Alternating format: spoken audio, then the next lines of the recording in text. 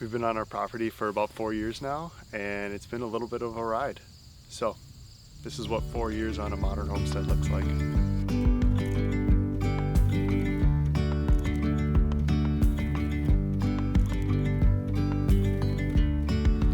Yesterday, there was sun and there was rain, beauty in the mundane. And as the light startled our eyes, we let go of disguise. And now We knew when we moved out here that the #1 priority for us was going to be growing as much food as we could. It was pretty much a blank slate here. There was a little woodshed in the front yard, but that was about it. Our house and our garage, and that was pretty much it. And so the first project that we tackled was this garden here. And it took a little bit of time to build out. It's about 1,000 square feet or so. It's about a 30 by 30 foot garden, so not a huge space, but a lot to grow a variety of fruits, vegetables, roots, things like that. We didn't have a ton of experience building, but we knew that we just wanted to figure it out. So we cleared the area, put up the fence posts, tacked on the fencing, and we started our first garden. Our first garden in this space looked kind of different to how it does now. We ended up putting boxes in instead of just in the ground, and after about a few years, 2 years I think, the weeds had completely taken over. And so we decided to go back to the drawing board, and we thought, you know what, let's kind of put the aesthetics aside for a little bit. Let's try and get as functional as we could, and we ended up reverting on the beds and doing in-ground garden beds instead. So far, it's been a good choice. We do have a little struggle with weeds every year, and this year was no different. If you're brand new here, we just had our second child a couple months ago, and so this year unfortunately was not the greatest of harvest years for us. We got a good amount of onions, we got a decent amount of tomatoes here coming in, some cucumbers, kale, some other herbs and stuff, but like as far as bulk foods, it wasn't our best year. But that's okay. That's kind of the deal with homesteading. Each year is different, it ebbs and flows, and we're already kind of looking forward till next year to kind of reclaim the garden and really have a good harvest year. Primary things that we grow, I would say, are tomatoes, onions, potatoes. Those are like our big staple crops. We do some carrots, squash, some lettuces, peppers, though we never have good success with peppers, but we keep trying. And every year we do a little miscellaneous things, I feel like.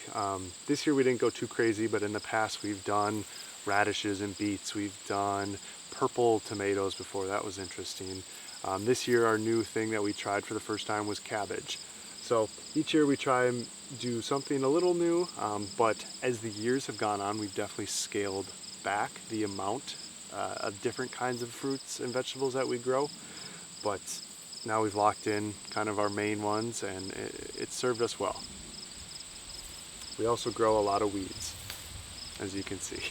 Each year's different, but on a good year, I would say we get anywhere from 3 to 500 pounds of food, if I had to guess. And most of that comes from things like potatoes and squashes, zucchinis, things that are really heavy. But like I said, this year was our best onion year. Last year we didn't have a great onion year. Last year we had a great tomato year. This year is not our best tomato year. Each year is different. But on a good year, we definitely put away a few 100 pounds of food. We do our best to kind of keep the system going without too many external inputs. It starts from seed all the way to plant. This is a giant cucumber. We are going to harvest these seeds this year, save them for next year, because this is a new variety we tried, and it was delicious. So that's kind of how it works. You try and test things out, you see what you like, and you try and repeat the process the following years. We knew we wanted some animals, but we weren't sure if we wanted to go all in right away, and I'm glad we didn't, and I'll tell you why in a little bit. But we started off with getting 2 dogs. We got about 10 chickens and 2 ducks to start, and some cats. And so now it's grown a little bit with our birds, but when we first started, we're like, oh, we're gonna get goats, we're gonna get sheep, maybe we'll be crazy and even get a dairy cow or beef cattle or something else. And I'm glad we waited, because I think if I were to talk to our previous selves, our past selves as we were moving, or if you're someone that's thinking about getting into this lifestyle, I would say start and master one or two things each year and then add on from that. The garden was our priority the first couple of years, and I feel like we've gotten a good sense of that and know how to grow things now because we came in with zero experience. But if we would have done everything right away, I think it would have just been too overwhelming, and it probably would have just been a big mess. And so I'm glad we waited. Not saying never, you know, we've had some interesting conversations, Sarah and I, about getting pigs and running them in our woods, or getting some sheep for some dairy and possibly meat. And so we'll see. But as right now, we just have our typical farm animals, are just chickens and ducks. And I'll go show you them right now. When we first got our chickens, our original coop was up on top of our hill, and it was just an old garden shed. And it worked well. The only problem was we couldn't see it from the house, and it didn't have a run like this one does. And so we would let the chickens out during the day, and it's right on the edge of our woods, and they just got picked off a lot, whether it be hawks. We've had issues with foxes before. There was just a lot of predator issues when they went up into the woods, and you know, our dogs weren't out or anything to kind of watch and herd them. And so we knew we wanted to build a new coop that, one, had a run, but two, that we could see from the house. And there was an old woodshed that we kept the structure of, the skeleton of, and we were able to convert it into the coop behind me. The coop itself is an 8x12 structure, and it's very basic because I built it myself, and I'm not a carpenter by any means. And it's your basic box. It does have kind of a few interesting features to it, and there were things that we wanted to put in to make our life a little bit easier. So I'll go show you what the inside looks like. So it's a little messy in here. This front entrance is our little foyer, if you will. It's an area that we use for storage. We have a setup for chicks when they need a brooder, and it's just a little space that we have as people before the chickens and ducks can get in and harass you for food. So we wanted this area here to use, and I'm really glad we installed it because it just gives us so much more space to keep all the chicken equipment in one area. The coop itself is plenty of room for the amount of birds we have. We have right now, I think it's only about 15 chickens and 5 ducks. And so there's a place for the chickens to roost. They have their bedding that they can lay their eggs in. They have the feed trough that we feed from the inside, and then it shoots out the outside. That way the inside can stay a little bit kind of feed free. We can open the window if we want to. Right now it's kind of crazy. There's some flies in there. But it's a nice space. I call it the chicken McMansion, I think. They are very spoiled. We do the deep litter bedding method. It's very common amongst chicken owners. So essentially it's adding layers of bedding on top of the soiled layers, and we change ours out probably 2 or 3 times a year, depending on the year, depending on how much the chickens are able to free range and get out. But yeah, for sure, every spring, every fall, we clean this out pretty good and then put the used bedding into our compost pile. And then over time, that compost or that bedding breaks down into really good compost, and we're able to put it back into our garden to feed the soil. So deep litter method, if you have chickens, we like it. It's kind of the lazy way to raise them, but I think it does a good job, and we haven't had any issues. We knew we wanted to build a run. That way, if we ever were gone for a few days or whatever, the chickens could still get outside, get some fresh air, and we wouldn't have to call someone over to let them out. And also so that they were protected, so they could be outside. And this is a fully enclosed run. This is, like I said, the old woodshed. So we just took all the old rusty siding off, used the 4x4 structure, and just tacked on some fencing, added a new roof. And it's been really good. We have had 0 predator issues getting in here, even though there's some spots that I definitely should probably patch up. But it's been great to have this feature to the coop, because also we can see from the inside of our house. And it's been, yeah, I would say if you're building a coop, definitely put a run on. It is worth the extra money, and it was not too terribly difficult to build. So, and as you can hear, I think our chickens like it. One thing real quick that I think is actually really cool that we've done, and it's by no means our idea, we've come across it, other people do it too, but we've gotten in touch and made a relationship with our local co-op that has all organic produce. And so when they have something, for example, like this eggplant, it's in rough shape, they're not going to sell it, but it's still like, it's not moldy or gross or anything. And we got in touch with them and said, hey, we know you're going to throw this stuff away. Can we take it and we're going to feed our chickens and compost? And they were more than happy to do that. So we just bring a bucket there every couple weeks or so. They fill it up. We swap out buckets, go pick it up, and then the chickens have not fresh produce, but they have real organic produce just to kind of supplement and give a variety in their diet. So it's really nice during the winter months when they're not able to free range a lot. That way they're not just reliant on store-bought feed. But yeah, if you have chickens and you have a grocery store or a co-op or anything near you, I definitely suggest trying to see if you can set up that relationship, because it's a win-win. They don't have to throw the stuff away and you get free chicken feed. We knew that in order to have as much self-sufficiency in the gardening and the growing of our own food, we knew we needed to have a good compost system. Now, it's not perfect by any means, but I am thrilled with how it turned out this year. The ducks are going crazy. I'm thrilled with how it turned out this year because we have probably about 2 yards of compost that we can now add back to our beds, and that way we're not having to bring stuff in. And this, I think, will be the first year that we won't have to bring any additional outside compost in, and we're able to use the stuff that we made ourselves. It's not perfect, like I said. I think when I clear this out, our plan in the fall is we'll take all the dead plants out, we'll re-add the compost in the fall and mulch it then, and then this will be pretty much empty. I think I need to add a divider in it so that there's 2 separate staging areas, because oftentimes it's just, you need separate spots really to make good compost, to make it quicker than we've had it done. We've had this now for at least 6 months. This is old chicken bedding mixed with some some dead plants, some random vegetables that we've thrown out. But let me show you, it looks really good.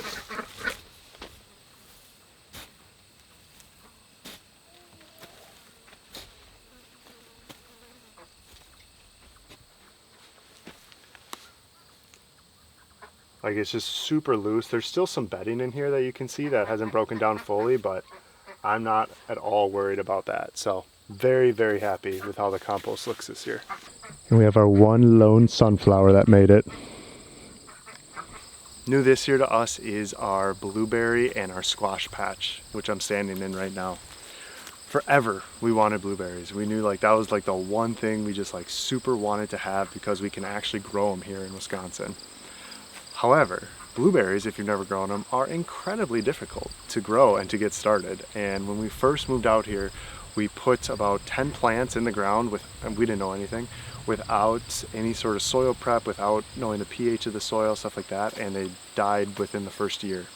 And so last year we decided, okay, we're gonna do it right. So we prepped this whole area, tarped it, killed off all the weeds and everything, and we amended the soil, got it to the right acidity level, did all the tests, and now this year we've planted some.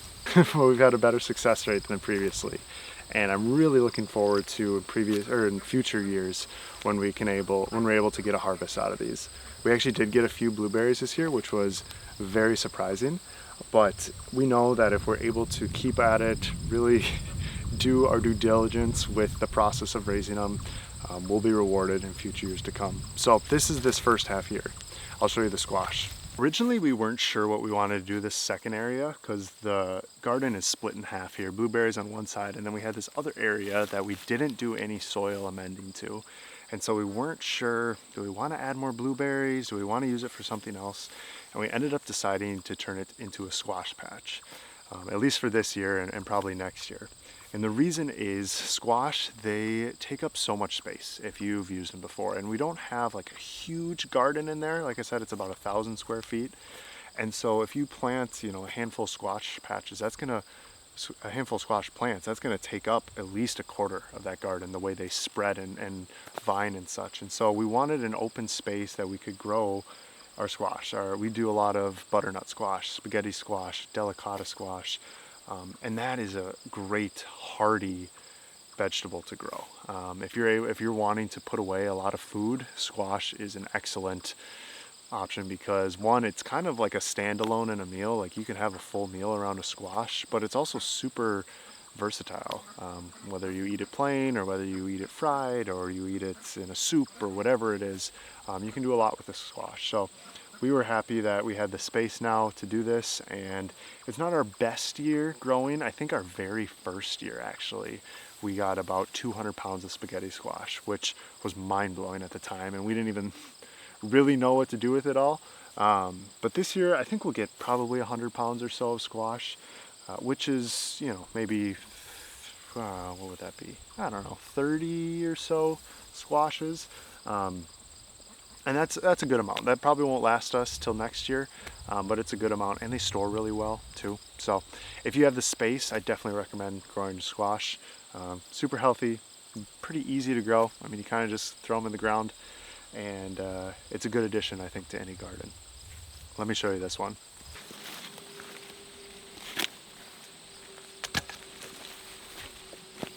Oh yeah, yep, this is a good sized squash. And these ones shouldn't be this big, so it might not taste the best, but we'll try it.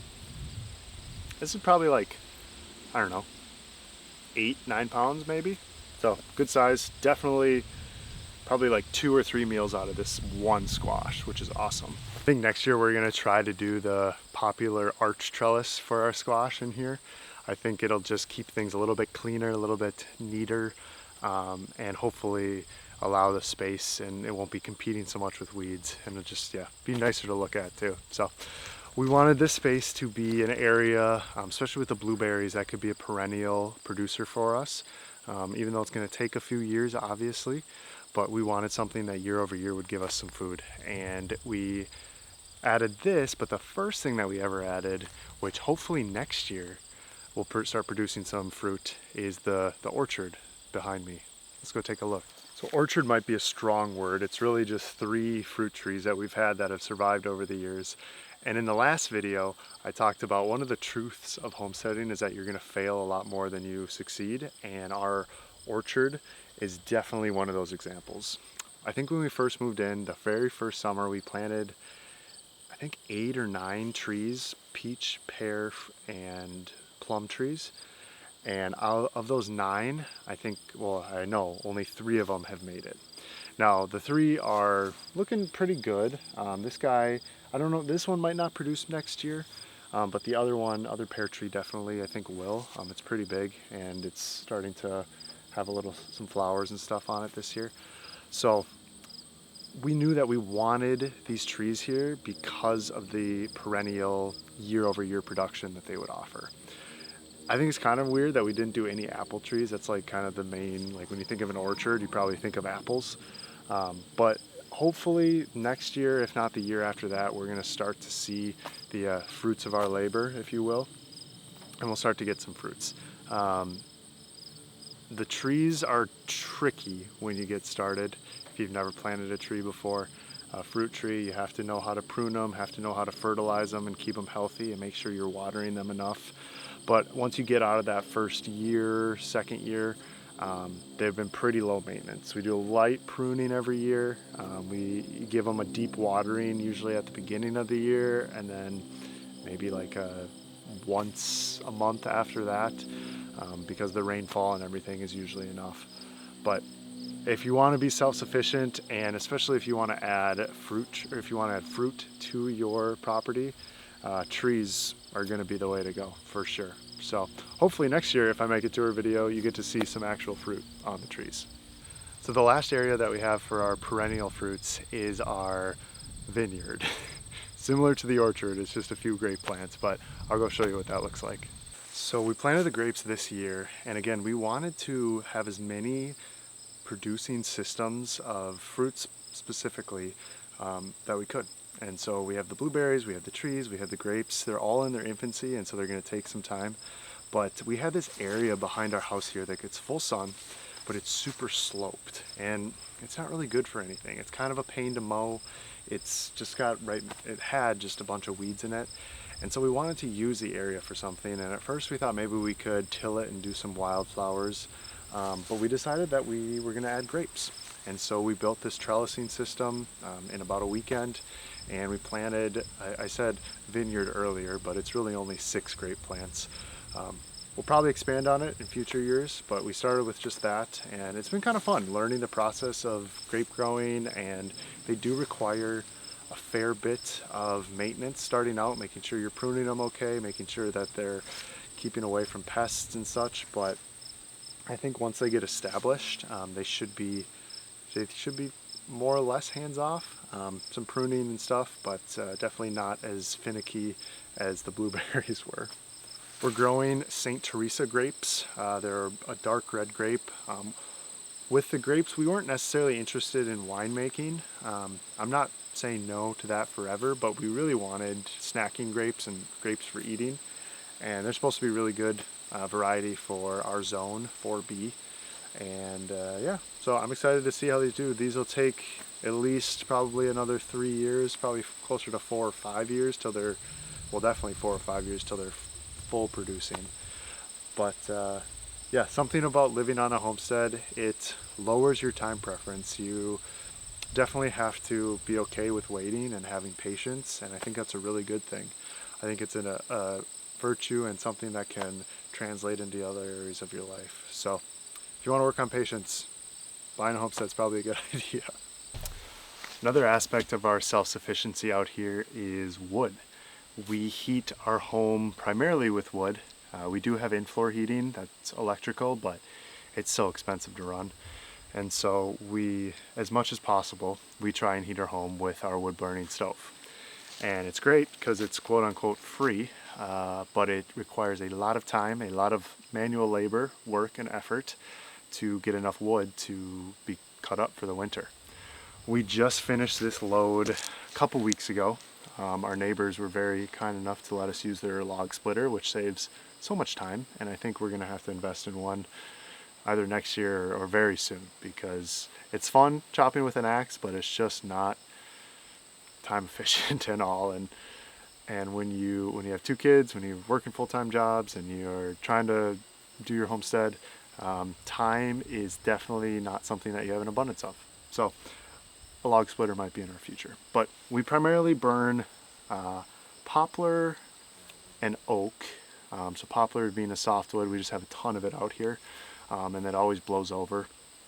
And then oak, we have a massive oak tree that fell that we've been using for a couple of years now, and it's been good. There's something about just having the wood burning stove, like it's so cozy. And as much as I don't like winter necessarily, the first like few days that you turn the stove on, it's just like, oh, this is nice. Like this feels like Wisconsin. This feels like up north.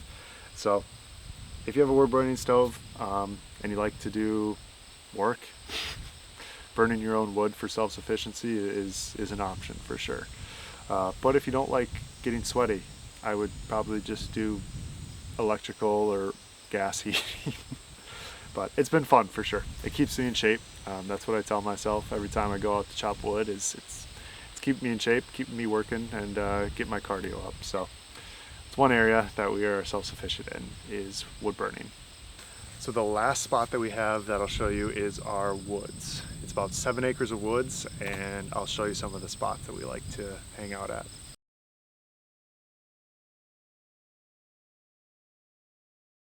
So our property is about 10 acres, and it's mostly woods. It's about 3 acres of pasture and kind of miscellaneous fields, and then it's about 7 acres of woods. And right now where I'm at is one of our carved out areas of the woods that we have, and it's a campsite.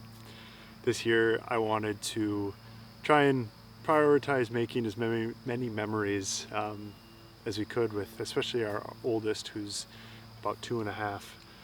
And I, enjoy camping and being outdoors, and I hope to pass that on to him and, future children. And so we decided to make a campsite to use, and we did one night, and it was fun. It was a lot of fun. So this is kind of a cool little, not that we ever necessarily need to get away from our property or anything like that, but It's a nice little kind of oasis up here, just kind of removed from the rest of the property. So I love being in the woods. I'm gonna take you to one final spot here in the woods. So right now I'm at the very top pretty much of our property, and once you hit the woods line, it's just a straight ascent up. So every time I walk up here, it's always good cardio exercise. But there's something just really, I don't know, I really like this place up here because it's pretty quiet, it's removed, you can probably hear the nature. Behind me, I'll see if I can grab a good video, it's just all blackberry bushes. So during July, August, can come up here, grab a snack, and just kind of, I don't know, just be in nature, just be away from everything and soak up the sounds of nature, a lot of times the quiet that you can find in nature. I'm sitting on this massive oak tree that we have that fell over a number of years ago, and it's been supplying our family with firewood, and it's a cool little landmark, I guess you could say, for our property, is this massive oak. Now it's a stump, but yeah, it's funny, I always come up here and kind of think about, okay, what could we do in this woods? Like, how could we, use this space really well? And when I made a similar tour video a couple years back, I had talked about picking up hunting, and I had talked about running pigs in the woods. And everyone was like, you gotta do it, like start picking up hunting, start raising your own pigs in the woods and stuff, and we have yet to do either of those. Still not closed off to it, but we just have not done it. But I think about, okay, we could do all these cool things, but there's also something just beautiful in just the natural landscape, the nature. There's something beautiful in leaving, forests especially, in their untouched form. So I come up here a lot just to think, just to be away from the busyness sometimes of life. So feel very fortunate, very blessed for sure to have a spot like this that I can come to whenever I need it. Yeah, that's gonna do it pretty much for the tour.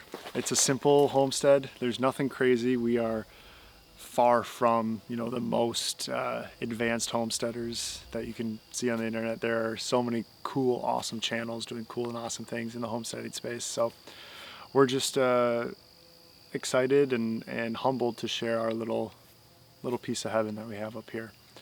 So let me know what you think. Let me know. I'm always curious to hear what other people's opinions are on how we can improve, different things we can add. I love that stuff. I love hearing that because it sparks new ideas. A lot of the ideas we've gotten from our homestead have been because of people commenting on the video. So comment away. But if you're new, my name is Austin. My wife Sarah. We have 2 young boys. We are just trying to be as self-sufficient as we can. We moved from the city about 4.5 years ago now, and it's been a trip, it's been a journey for sure. We've had to learn a lot, but yeah, we're just I'm excited and I'm humbled and very grateful that if you're watching still to this point, that you stuck around this long. So until next time, probably in like another 2 years I'll make a tour video and we'll see. But until next time, we'll see you in the next video. Peace.